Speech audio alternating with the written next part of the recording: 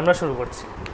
দেখুন, গতদিনের ক্লাসে আমরা কী শিখেছিলাম, যে শব্দ দেবনাগরী হরফগুলি চেনা এবং সেই শব্দের কিছু স্বরবর্ণ, ব্যঞ্জনবর্ণ এবং সেই শব্দগুলির কিছু যুক্তাক্ষর এবং সেই শব্দগুলিকে কীভাবে উচ্চারণ করতে হয়, সেই উচ্চারণ প্রক্রিয়াগুলি।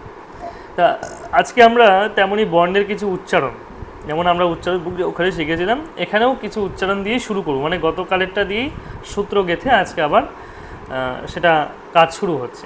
চলুন, দেখুন প্রথমেই দেখতে পাচ্ছেন বর্ণের উচ্চারণ। এই যে বর্ণের উচ্চারণটি, অর্থাৎ এখানে বর্ণের উচ্চারণ বলতে কী বোঝা, আমরা যে কোন কোন বর্ণের কেমন কেমন উচ্চারণ করছি সংস্কৃতের ক্ষেত্রে, সেগুলোর পরিবর্তন আমাদের অত্যন্তই ভাবে আনা প্রয়োজন।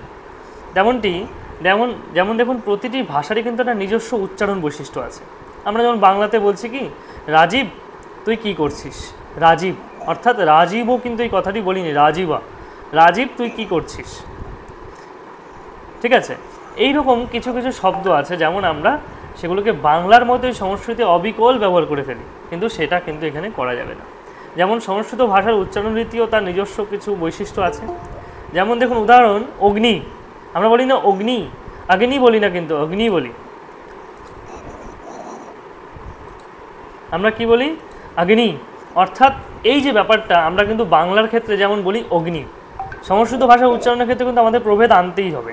সংস্কৃত ভাষার উচ্চারণে আমরা যেমন অগ্নি, অগ্নি কথাটিকে বলবো অগ্নি, এই যে অগ্নি বলে ফেলছি বাংলাতে অগ্নি, কিন্তু অগ্নি বিষয়টা কিন্তু আমাদের কাছে গ্রহণযোগ্য নয়, হয়ে যাবে অগ্নি। অতুল, অতুলটা সংস্কৃতে আমরা অনেকে বলি, বাংলায় বলে থাকি অতুল। অতুল দা কেমন আছো, অতুল দা, হ্যাঁ বলুন, কিছু বলছেন?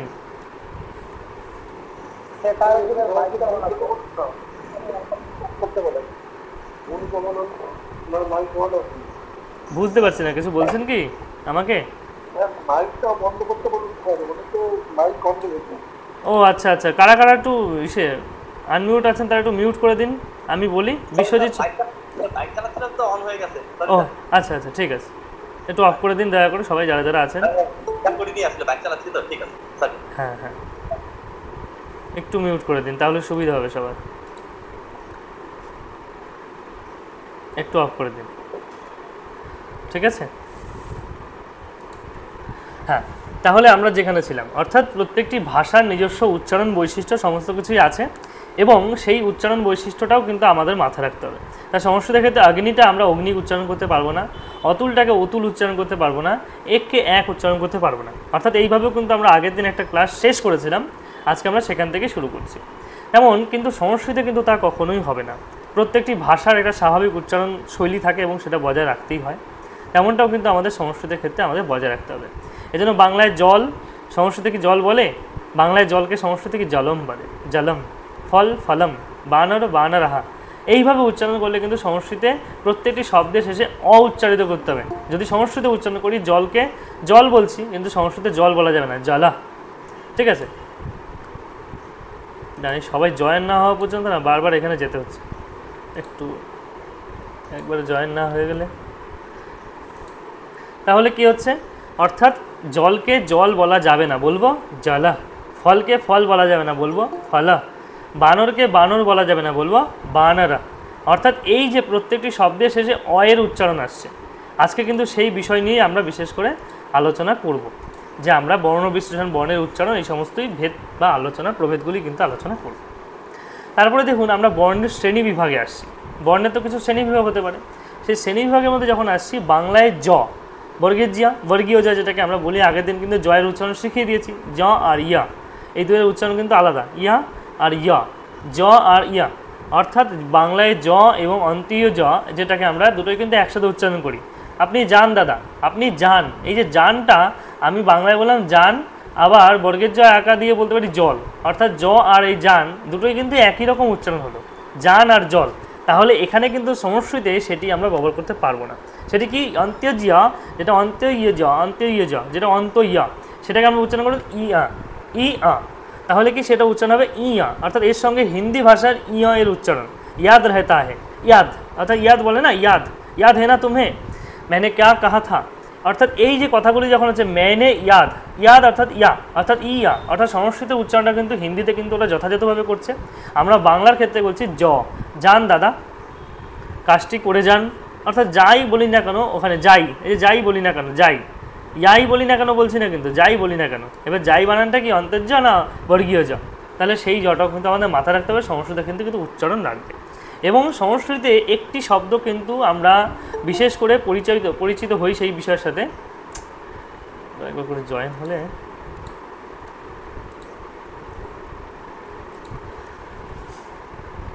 যেমন বাংলাতে অন্তইয়া, অন্তস্থ জ বলে একটা জ আছে, যেটা আমরা বিশেষ করে যেমন বিধেয়, তাই না, বিধেয়, বা আরও অনেক শব্দ আসতে পারে, অভিধেয় বা অনেক শব্দ আসতে পারে যেখানে কিন্তু অন্তস্থীয় জ ব্যবহার করা হয়, কিন্তু সংস্কৃতে কিন্তু এটা কোনো প্রয়োগ নেই। সেটা হচ্ছে অন্তইয়া, ওই জ যেটা অন্তস্থ বর্ণ সেটার মধ্যেই কিন্তু এটার প্রয়োগ আছে, অর্থাৎ সেটা কিন্তু সংস্কৃতে অন্তস্থ, যেমন ব, ইয় র ল ব, ইয় র ল ব, অর্থাৎ এই 4টি অন্তস্থ বর্ণ তার মধ্যেই কিন্তু পড়ছে।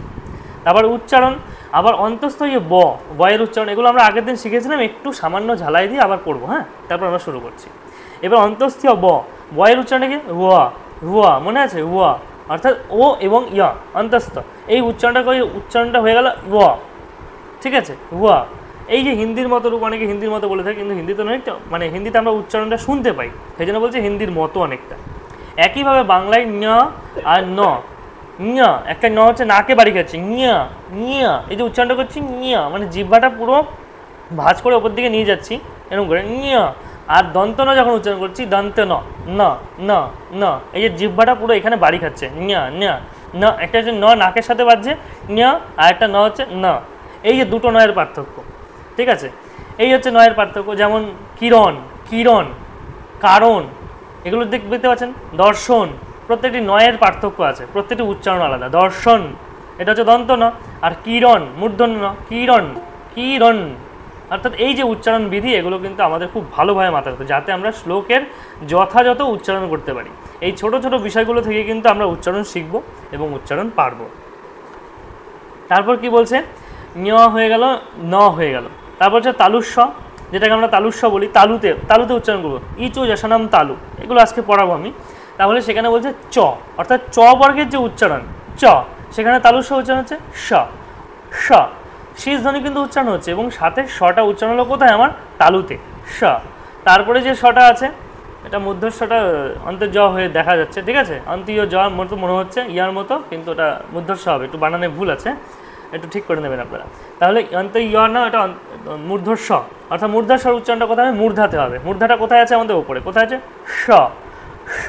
তারপরে এর উচ্চারণটা কোথায়, দন্তে, অর্থাৎ দন্তে বাড়ি গেছে স, অর্থাৎ আমি যদি বলি সকাল, ঠিক আছে, ধর্মক্ষেত্রে কুরুক্ষেত্রে সমবেতা যুজোৎসব,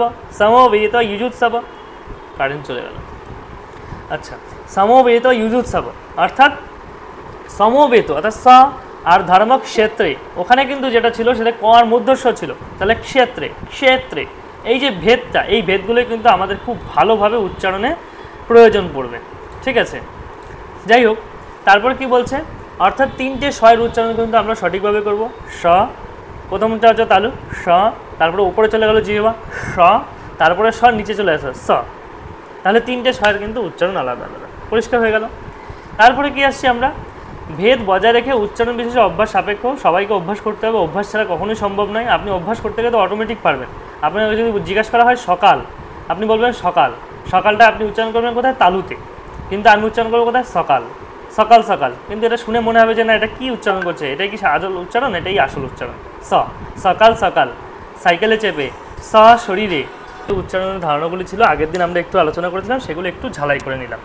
তারপরে আমরা ঢয় শূন্য র যে উচ্চারণ সংস্কৃত আছে, কিন্তু সেগুলো উচ্চারণগুলো কিন্তু ওই ভাবনার মধ্যেই থাকবে। যেমন ড এর উচ্চারণটা কীরকম হবে, বাংলায় তো দন্তস্বটা স বলে উচ্চারণ করা হয় না, স তো নয়, এটা তো অন্যরকম শোনা। হ্যাঁ, ওই যে ওটা ভুল উচ্চারণ করছে, আমরা তো ভুল শিখেছি, কিন্তু বাংলাতে ওটাই এখন গ্রাহ্য হয়ে গেছে, মানে ওটাই সঠিক, কিন্তু সংস্কৃতের ক্ষেত্রে কিন্তু ওটা হবে না, ওটা হবে সৎ ব্যক্তি। তুই বেশ সৎ ব্যক্তি, কিন্তু বন্ধু এই যে সৎ যে কথাটি বলছে, যেটা ওই ধরুন বাঁকুড়া বা ওই বলে তারাপীঠের ওইদিকে লোকগুলো বলে, তারা কিন্তু সঠিকই বলে, তাদের যে স্বয়ের উচ্চারণ, তাদের আবার স বলতে সব ছয় সমান, মানে তালুবর্ষা দিয়ে বলি শশা খাবি, মানে শশাকে শশাই বলবে, এটা তো সমস্যা। তাদের দন্তেশ্বর উচ্চারণ সঠিক স, আবার কিন্তু শশাকে বলবে শশা। আমারই একজন বান্ধবী ছিল, সে আমার সাথে পড়তো, ভাই শশা খাবি, মানে মুড়ি খাচ্ছিলাম বা শশা খাচ্ছিলাম সাথে, মানে এরকম বলছে শশা খাবি। এত তার যে উচ্চারণ, আমি মানে তাকে ব্যঙ্গ করছি না, কিন্তু তাদের ওই উচ্চারণটা কিন্তু সঠিক নয়। এবং এই এর উচ্চারণটা কিন্তু আমরা আবার সঠিক করতে পারি না। আমরা বলি সকাল সকাল, আমরা মনে করছি যে আমরাই শুদ্ধ বলছি, আমরাই সুন্দর বলছি, কিন্তু সঠিক নয়, এটা কিন্তু সঠিক নয়। সেখানে উচ্চারণের বিধি কিন্তু সকাল সকাল, এটাই হওয়া উচিত ছিল। এত লেট করে ক্লাস জয়েন হলে হবে না, আপনারা একটু তাড়াতাড়ি জয়েন হবেন। মানে ক্লাস শুরুর সময় যদি বারবার এইভাবে মানে দেখা হয় না, তাহলে একটু সমস্যা হয়ে যায়, মানে বারবার পড়ার ব্যাঘাতটা ঘটে যায় এবং যে মনোযোগটা নষ্ট হয়ে যায়। হ্যাঁ বলুন। হ্যাঁ বলছি 6:30 থেকে মোটামুটি প্রিপারেশনটা নিতে হবে, আর ক্লাস চলাকালীন একটার পর একটা জয়েন্ট হচ্ছে, তো অসুবিধা হয়ে যাচ্ছে না আপনার? হ্যাঁ অসুবিধা হচ্ছে, মানে পড়াতে মানে পড়ানোর যে ফ্লোটা নষ্ট হয়ে যায়, তো ওই জন্য সবাইকে বলছি যারা আপনারা আছেন একটু তাড়াতাড়ি মানে 7টা 5-7-এর মধ্যে জয়েন করে নেবেন, তাহলে আমি শুরু করে দেবো সেইভাবে, ঠিক আছে? তাহলে সুবিধা হয়। একটু বলবেন। হ্যাঁ বলে দিই। হ্যাঁ অনেকেই প্রথম তো সেজন্য বুঝতে পারছেন না, ঠিক আছে? একটু তাড়াতাড়ি হয়ে যাবেন, তাহলে ভালো হবে, সুবিধা হবে, আপনাদেরই সুবিধা হবে, মানে ব্যাঘাতটা ঘটবে না। যাই হোক, তাহলে সংস্কৃত ভাষার উচ্চারণের ক্ষেত্রে আমাদের এই বিধিগুলো রাখতেই হবে। ঢয়শূন্যরা ঢয়শূন্যরা এগুলো কি উচ্চারণ নেই? আমি যদি বলি গাঢ়, গাঢ় করে খাবার নিয়ে এসো, গাঢ়, আমরা বলি কি গাঢ় করে খাবার নিয়ে এসো, গাঢ় অর্থাৎ গাঢ়। এই যে গাঢ় কথাটি বলছি, আর এই ঢয়শূন্যরা বা ঢয়শূন্যের উচ্চারণটা কি? ঢাক। সংস্কৃতে বলি ঢাক, ঢোল, এই কথাগুলো যদি সংস্কৃতে বলি কীরকমভাবে উচ্চারণ করব, সেটাও কিন্তু আমাদের এই বিধির মধ্যে থাকবে। ঢয়শূন্যরা ঢয়শূন্যরা যে উচ্চারণগুলো করছি আমরা বাংলাতে, সেই উচ্চারণটাই ঢ এর উচ্চারণটা কিন্তু সংস্কৃতে হয়। এটাই শুধুমাত্র পার্থক্য, ঠিক আছে? আর কিছুই না।